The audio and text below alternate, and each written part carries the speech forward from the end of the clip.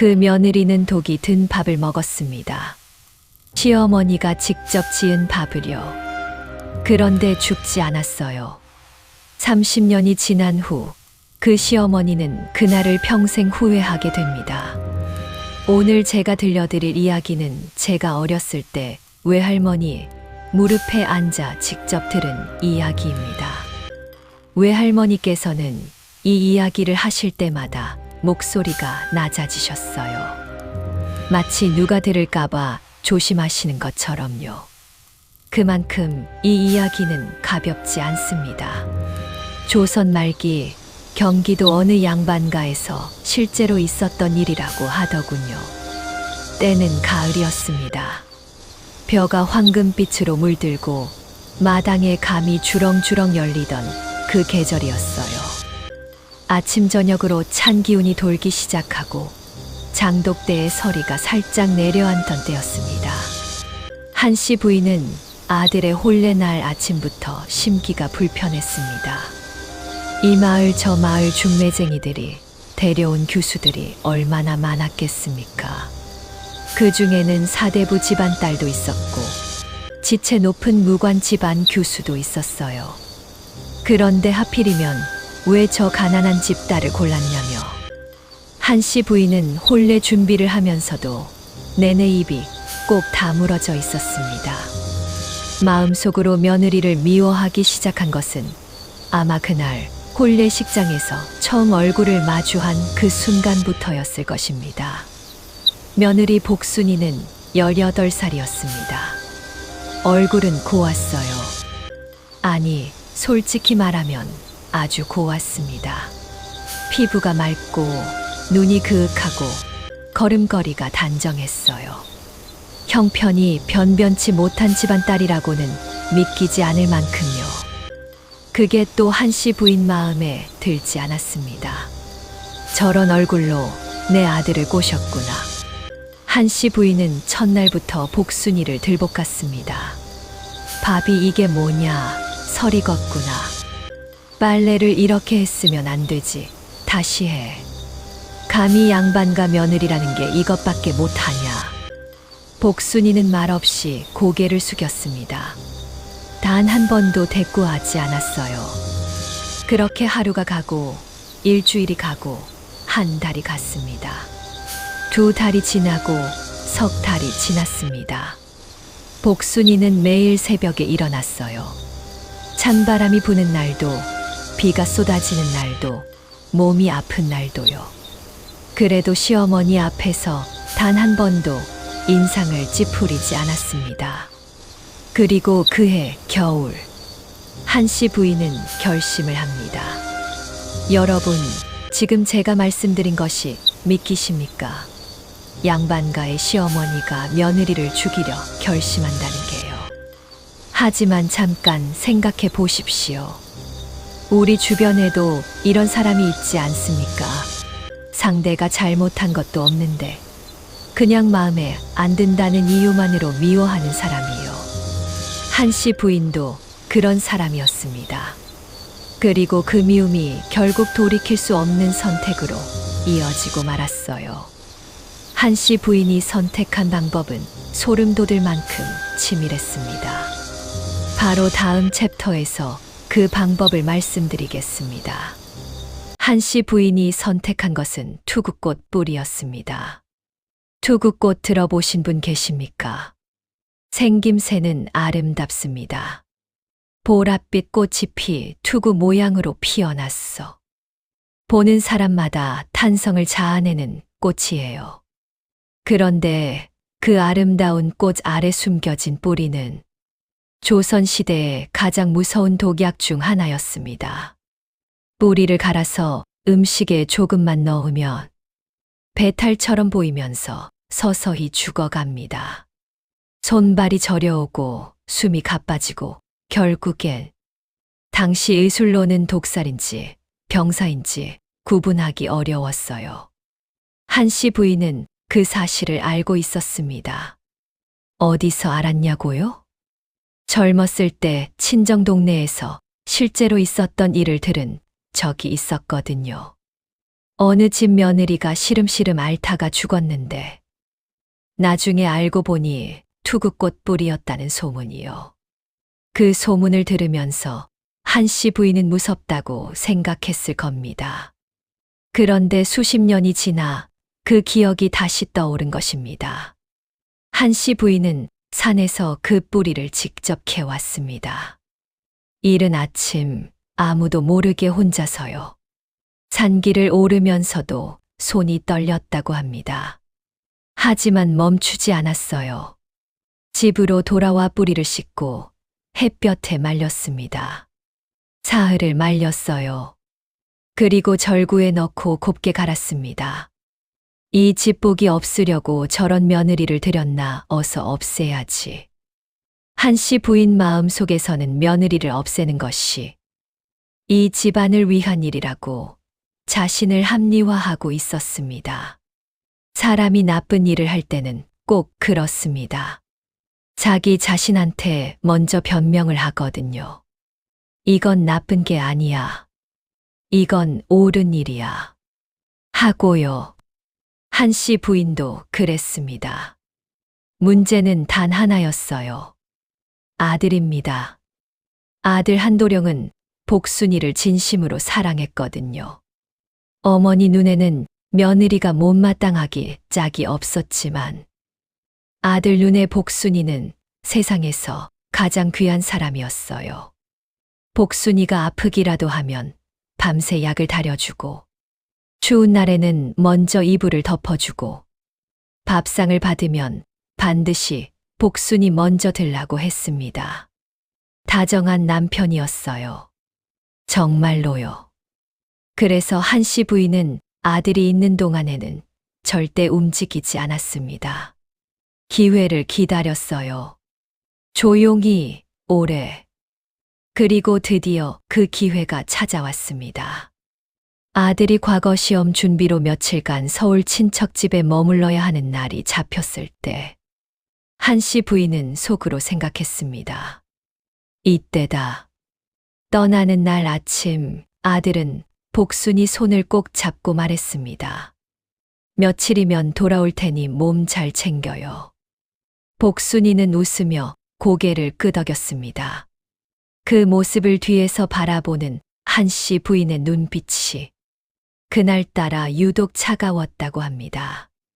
아들이 대문을 나선 지 1시간도 채 되지 않았을 때 한씨 부인은 직접 부엌에 들어갔습니다. 평소엔 며느리한테 밥 짓는 것조차 시키던 분이 그날만큼은 직접 불을 지피고 밥을 짓고 국을 끓였습니다. 소매를 걷어붙이고 아궁이 앞에 앉아서요. 복순이는 이상하다고 느꼈을까요? 며느리를 평생 들볶기만 하던 시어머니가 갑자기 직접 밥을 짓는다면 여러분이라면 눈치채셨겠습니까? 복순이는 그날 부엌 문 앞에서 잠깐 멈췄다고 합니다. 안에서 들려오는 솥 끓는 소리를 들으면서 시어머니 얼굴을 봤을 때 뭔가 이상한 느낌이 들었다고 해요. 설명할 수 없는 느낌, 본능적인 두려움. 과연 복순이는 어떤 선택을 했을까요? 그 밥을 먹었을까요? 먹지 않았을까요? 복순이는 밥을 먹지 않았습니다. 정확히 말하면 먹는 척했습니다. 그날 저녁 복순이는 차려진 밥상 앞에 앉았습니다. 시어머니가 직접 지어준 밥, 시어머니가 직접 끓여준 국. 평소와 다른 그 상차림 앞에서 복순이는 잠깐 눈을 감았습니다. 그리고 숟가락을 들었어요. 천천히, 아주 천천히 밥을 한술 떠서 입가로 가져가는 그 순간 마당에서 고양이 울음소리가 들렸습니다. 야옹. 복순이는 깜짝 놀란 척 숟가락을 내려놓으며 일어섰습니다. 어머니, 제가 마당 좀 보고 올게요. 고양이가 또 장독대를 건드리는 것 같아서요. 시어머니는 아무 말도 하지 않았습니다. 그냥 앉아서 조용히 지켜봤어요. 복순이는 마당으로 나갔습니다. 고양이는 없었습니다. 복순이는 주위를 한번 둘러보고 손에 쥐고 있던 밥을 담장 아래 흙 속에 조심스럽게 묻었습니다. 그리고 아무 일도 없었다는 듯 다시 방으로 들어와 빈 그릇을 내려놓으며 말했습니다. 잘 먹었습니다, 어머니. 시어머니는 그 말에 아무 대답도 하지 않았어요. 그날 밤 복순이는 오래 잠을 이루지 못했습니다. 내가 잘못 생각한 것일까?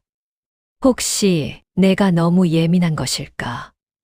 아니면 정말로? 그렇게 밤을 지새웠습니다. 그리고 다음 날 새벽, 복순이는 마당으로 나갔습니다. 어젯밤 밥을 묻어둔 그 자리로요.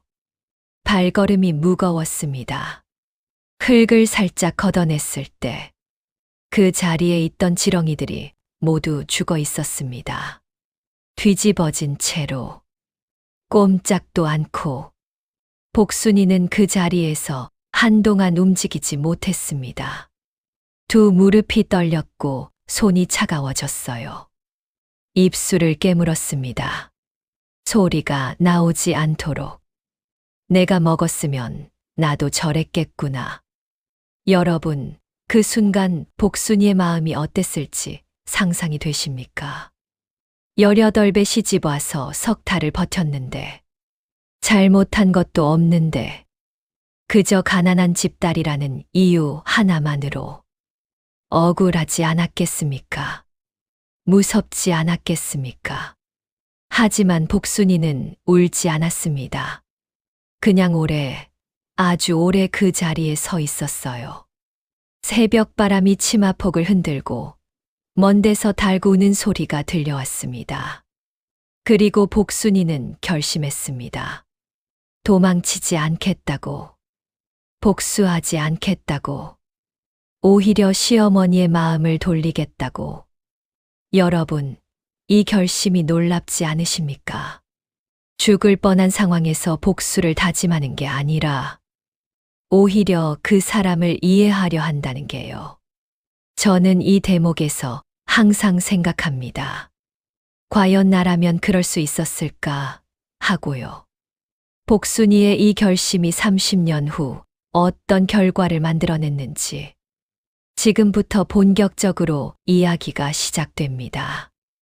복순이는 그 다음 날부터 달라졌습니다. 아니, 정확히는 더 열심히 했습니다. 새벽 4시였습니다. 아직 하늘이 까맣고 별이 총총한 시간. 복순이는 조용히 이불을 걷고 일어났어요. 마당을 쓸었습니다. 소리 없이 빗자루질을 해서 낙엽 하나 남기지 않았어요. 우물에서 물을 길어 부엌으로 들어갔습니다. 시어머니가 일어나실 시간이 되면 밥상이 이미 차려져 있어야 했습니다. 시어머니가 좋아하는 된장찌개, 시어머니가 즐기는 묵나물 무침, 시어머니가 드시기 편한 부드러운 두부전, 한 가지도 빠짐없이 정성껏. 한씨 부인은 처음엔 콧방귀를 뀌었습니다. 이제 와서 잘 보이려고. 독이 안 들어서 다행이지. 속으로 그렇게 비웃으면서도 밥은 드셨어요. 일주일이 지났습니다. 복순이는 변하지 않았습니다. 한 달이 지났습니다. 역시 변하지 않았어요. 매일 새벽에 일어나 마당을 쓸고, 매일 밥상을 차리고, 매일 어머니 진지 드세요 하고 공손히 불렀습니다. 한씨 부인은 점점 이상하다는 생각이 들었습니다. 저 아이가 알고 있는 건가, 모르는 건가. 2달째 되던 날이었습니다. 한씨 부인이 몸살로 알아누웠습니다. 가을에서 겨울로 넘어가는 시기, 찬바람이 드세지던 때였어요. 열이 올랐습니다. 온몸이 쑤셨습니다. 이불을 덮어도 으슬으슬했어요. 한씨 부인은 방에 혼자 누워서 생각했습니다. 아들은 서울에 있고 하인들은 다 내보냈고 오늘 밤은 아무도 없구나. 그런데 방문이 조용히 열렸습니다. 복순이었습니다. 손에 물수건을 들고 약탕기를 들고 조용히 들어왔어요. 아무 말도 하지 않고 시어머니 이마에 물수건을 올려드렸습니다. 한씨 부인은 아무 말도 못했습니다. 그날 밤 복순이는 한 번도 자지 않았어요.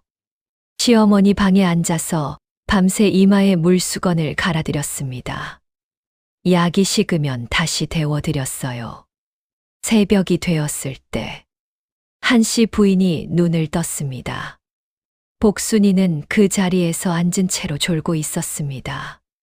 고개가 꾸벅꾸벅. 그래도 자리를 뜨지 않고요. 한씨 부인은 그 모습을 오랫동안 바라봤습니다. 말할 수 없는 감정이 밀려왔어요. 이 아이가 알고 있는 건가? 알면서도 이렇게 하는 건가? 처음으로, 정말 처음으로 가슴이 뜨끔했습니다.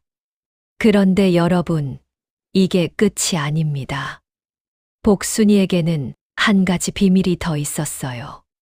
시어머니의 가장 아픈 곳, 평생 건드리지 못했던 그 상처를 복순이는 알고 있었습니다. 복순이가 그 사실을 안 것은 우연이었습니다. 시어머니가 알아누운 지 사흘째 되던 날, 마을 어귀에 사는 박씨 할머니가 문 안을 왔거든요. 아이고, 한씨 부인이 많이 편찮으시다더니, 얘야, 내 시어머니한테 잘 해드려라. 그 대기 딸 하나를 일찍 잃었어. 얼마나 가슴이 아프신지 모른다. 복순이는 그 말을 듣고 손을 멈췄습니다. 딸을요? 그래. 22의 딸을 잃으셨지. 홍역으로. 그때 한씨 부인이 얼마나 우셨는지. 그 이후로 사람이 확 달라지셨어. 박씨 할머니가 돌아가고 난 뒤 복순이는 한동안 걷지 못했습니다. 그래서였구나. 퍼즐 조각이 하나씩 맞춰지기 시작했어요.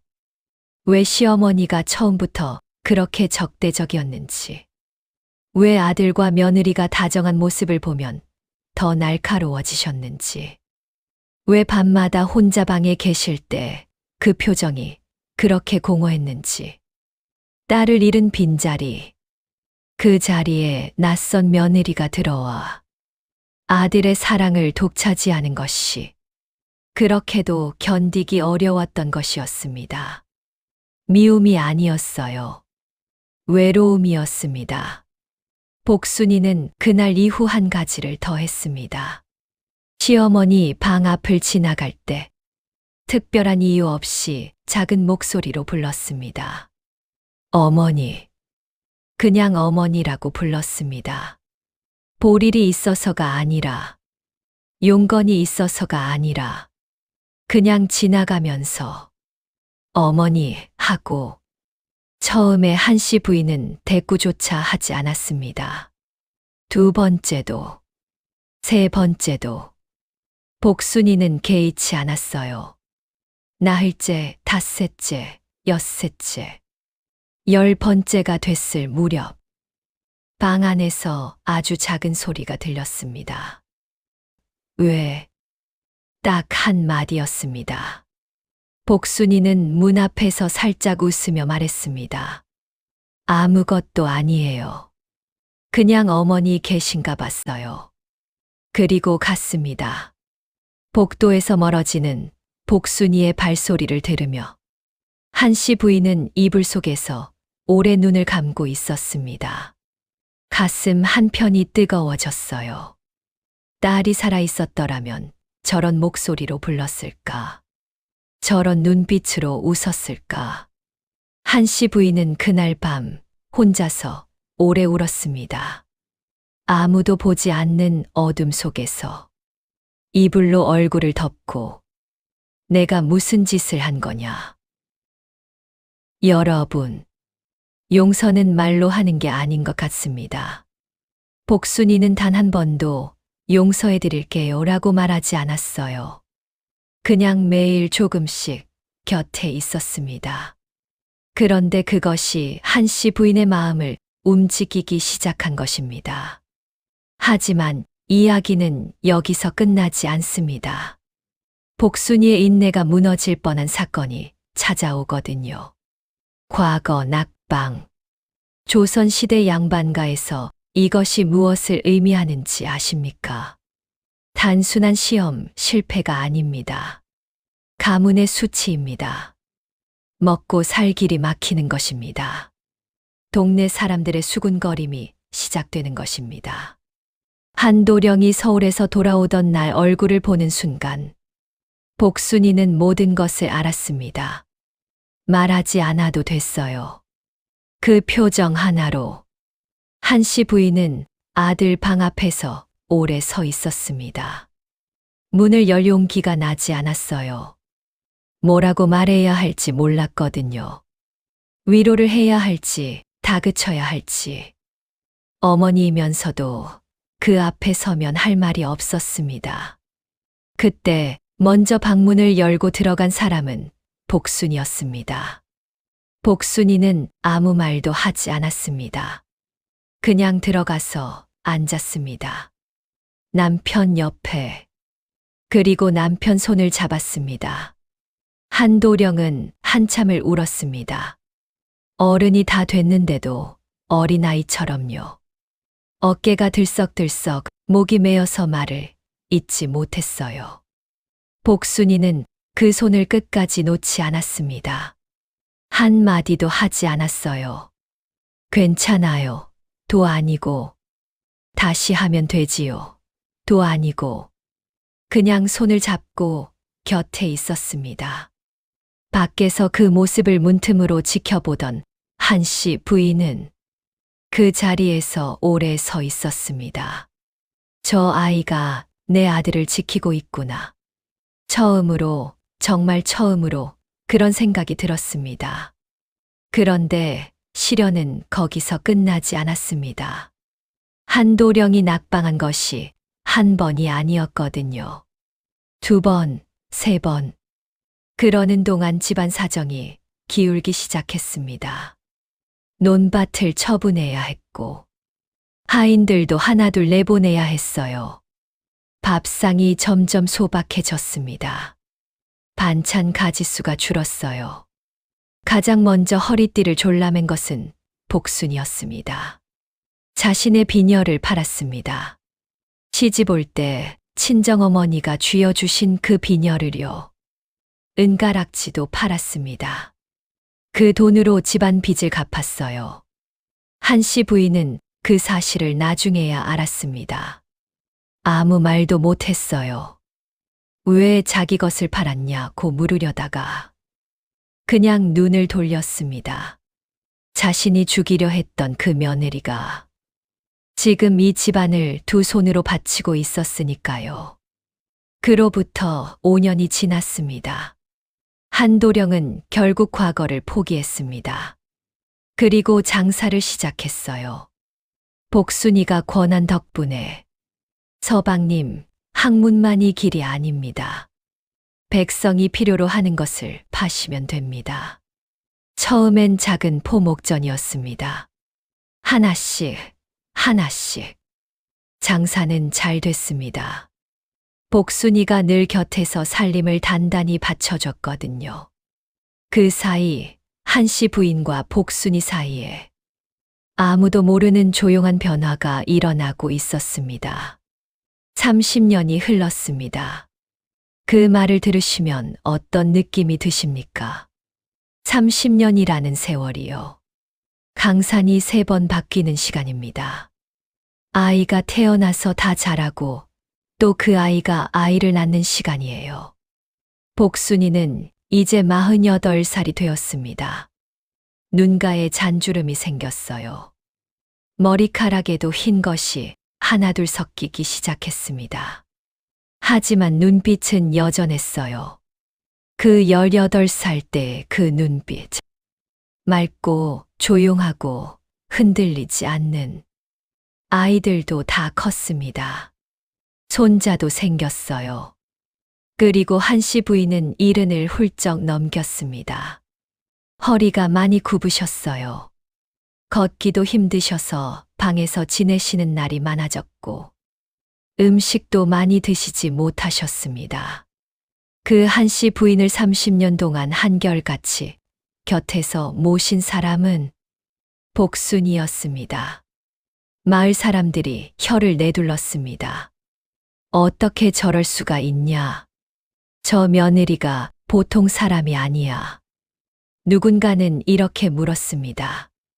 복순아, 어떻게 그렇게 할 수 있어? 시어머니한테 그렇게 당하고도. 복순이는 잠깐 생각하다가 말했습니다. 어머니가 저를 미워하셨던 게 아니에요. 딸을 잃은 분이 외로우셨던 거죠. 그걸 제가 이해 못 해드렸으면 저도 그냥 원망만 하면서 평생 살았겠죠.